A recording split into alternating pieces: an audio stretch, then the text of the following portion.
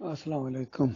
یہ جی توصیف الرحمان راشدی، اور یہ ہے وہ انداز کے کھانے کے دانت اور دکھانے کے دانت، اور یہ بیان کر رہے ہیں کہ مومن ہوتا ہے وہ اللہ کا فرما بردار ہوتا ہے، مومن بس اللہ کا فرما بردار ہوتا ہے۔ یہ تو چھوٹا سا کلپ ہے اس انداز سے، تو ظاہری بات ہے جو سننے والا وہ یہی تاثر لے گا کہ یہ خود بہت بڑے مومن ہیں، چونکہ بہت بڑے اللہ کے فرما بردار ہیں، داڑھی بالکل پوری ہے، چوگا پہنا ہوا ہے، اور کس طرح جناب سنت کے پیکر محسوس ہو رہے ہیں۔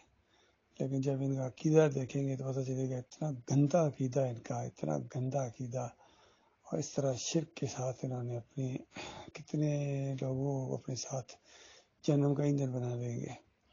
تو یہ اہل حدیث ہے، اور یہ سعودی عرب کے اندر وہ تقریریں شیریں بہت زیادہ کرتے ہیں، نمائندگی کرتے ہیں سعودیوں کی، عملیوں کی، اہل حدیثوں کی، اور بہت زور دیتے ہیں، اور چیخ چیخ کے بریلویوں کا شرک اور کفر باہر نکال رہے ہوتے ہیں، ان کو منع کر رہے ہوتے ہیں، نشاندہی کر رہے ہوتے ہیں۔ اس طرح دیوبندیوں کے بھی خاص کر تبلیغی جماعت والوں کی شرک کی بہت نشاندہی کرتے ہیں، گویا ان کے بتوں کو توڑتے ہیں اور اپنے بت کو سنبھال کے رکھتے ہیں، اور کہتے ہیں کہ میرے بت کو اگر توڑا تم نے، میرے بت کی طرف اگر انگلی اٹھائی تم نے، پھر نہ یا میں نے یا تم نے۔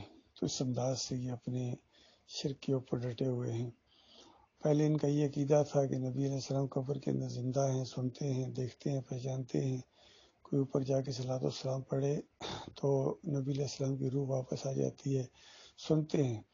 سارے اہل حدیثوں کی طرح ان کا یہ عقیدہ تھا۔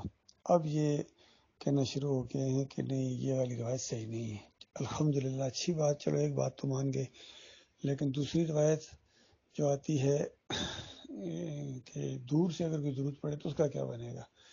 تو ان کا یہ عقیدہ ہے سارے حدیثوں کا، بریلیوں کا، دیوبندیوں کا،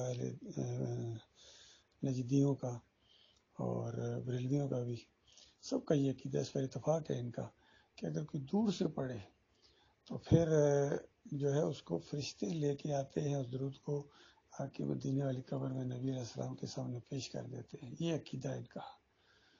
تو اللہ کے بندو، یہ دو الہ بنانا ہے، یہ دو الہ بنانا کہ ہمارے اعمال جو ہیں وہ اللہ کے یہاں پیش ہوں، کیونکہ اللہ تعالیٰ خود کہتا ہے وَإِلَى اللَّهِ تُرْجَعُ الْأُمُورُ وَيُرْجَعُ الْأَمْرُ كُلُّهُ، کہ تمام قسم کے معاملات جو ہیں وہ اللہ کے سامنے پیش ہوتے ہیں، ہر معاملہ اللہ کے یہاں پیش ہوتا ہے، اور اللہ تعالیٰ فیصلہ فرماتا ہے، اور اللہ تعالیٰ براہ راست دیکھ رہا ہوتا ہے ان چیزوں کو۔ تو ان کا یہ عقیدہ ہے کہ نہیں، ہمارے اعمال جو ہیں وہ نبی علیہ السلام کے یہاں پیش ہوتے ہیں، خاص کر درود کے اعمال جو ہیں۔ اسی لیے پاکستان میں نے کئی دفعہ اس طرح کے اشتہار دیکھے تھے لگے ہوئے کہ دیکھو مسلمانوں، تم جو شیزان کی بوتل جیسے پیتے ہو، تو نبی علیہ السلام کا دل کس طرح کڑتا ہوگا کہ میرا امتی شیزان کی بوتل پی رہا ہے، قادیانیوں کی فیکٹری کی بنی ہے۔ تو یہ ان کا عقیدہ ہے کہ ہر وقت نبی علیہ السلام ہمارے اعمال سے واقف ہے۔ اسی طرح دیوبندیوں نے ایک بہت بڑا فتویٰ دیا تھا کہ دیکھو یہ جو داڑھی منڈاتے ہو، داڑھی منڈو، تو تم کچھ تو حیا کرو، جب تمہارے اعمال نبی علیہ السلام کے ہاں پیش ہوتے ہوں گے تو کتنے کڑتے ہوں گے، کتنے پریشان ہوتے ہوں گے۔ یہ ان کا عقیدہ ہے، یہ مشرکانہ عقیدہ، ان کی رگوں کا خون ہے۔ اللہ تعالیٰ ان کو سمجھ عطا فرمائے، اور جو ان کو پروموٹ کر رہے ہیں، جو ان کے پیچھے چل رہے ہیں، اللہ تعالیٰ ان کی آنکھیں کھولے تاکہ آپ کو پہچانے ان ناگوں کو۔ یہ بہت بڑا ناگ ہے، یقین کیجیے۔ توصیف الرحمان راشدی ہو گیا، اور یہ پاکستانی علی انجینئر جیل والا ہو گیا، اور انڈیا کے بھی کافی ہیں جو اسی طرح بہت بولتے ہیں، ان کے عقیدے کے اندر بہت بڑی خرابی ہے۔ کوئی وکیل ہے، کوئی وہ اس طریقے سے بولتا ہے، نوجوان سا لڑکا ہے، لیکن عقیدے کی اس طرح بربادی ہے ان کے اندر۔ اللہ تعالیٰ غور و فکر کرنے کی توفیق اور اپنی اصلاح کرنے کی توفیق عطا فرمائے۔